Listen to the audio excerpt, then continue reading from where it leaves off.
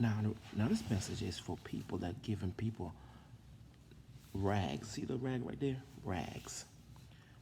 Now, if you ever read Matthew, the 25th chapter, Matthew 25th chapter talk about the virgins, the foolish and the wise virgin.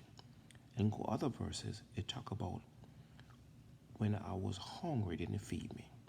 Was naked, he didn't clothe me. So what I'm going to talk about today is people that giving trash to people. People that giving trash to people. Now, I want to say people giving trash to people. The Bible says if you see your neighbor in need and shut up of your bowels of compassion, how you have the love of God. So there are people that giving away stuff that they shouldn't give away. You don't want to give away you want to give away a shoe that got holes in it. You don't give up some pants is worn out. You don't give a dress with holes in it. Give your best. You know why? The Bible says God gave his only begotten son. He gave his only begotten son. So if we're going to give, make sure we're not giving trash. We're giving something that somebody can use. And I can tell you this, my friend, how that my wife uncle gave me a Mustang. And when I say that the Mustang, I rode in the neighborhood, the Mustang was so loud, it sounded every alarm on somebody's car.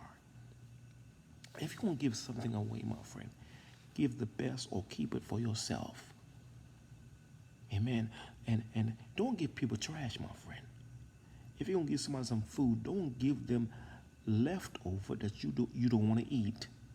Even though Jesus Christ say, keep up the rabbit or gather the fragments. Fragments were leftovers. So I'm saying to somebody out there, when you give expecting God's blessing. Now another part I'm talking about is when you give, don't sound a trumpet. Don't let your right hand know what your left hand doing. Because a lot of people do things for clicks and cash on YouTube, but you're not going to get your blessing. The Bible says you're supposed to do your alms in secret. So the first thing I mentioned, give your best and don't give mess. Give your best and don't give people mess. And when you give, do it in secret. I remember a time my mother-in-law drove in front of the church and opened. So when you want to give the best, don't give mess. My mother-in-law opened her car door and she parked right in front of the church. When she parked in front of the church, she wanted to let everybody know that she wanted to give the McPherson grocery. So we don't give for man to applaud. We give for God to bless us. So number one, we don't give mess. Number two, we don't give to sound a trumpet. And number three, we give in because we want God to bless us. But don't give people trash, my friend. Don't give people stale food. Don't give people raggedy clothes. Don't give people messed up things that you don't want. Because the poor people are God's people. The needy people are God's people.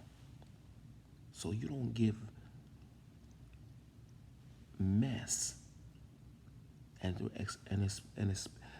expect to get a blessing. No, my friend, don't work like that. So when you give cheerfully. Give because you want God to bless you. You don't want to give because you want man to applaud you.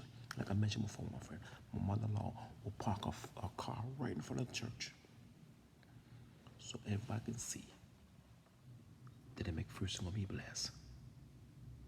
No, my friend. You're doing it for God. You're not doing it for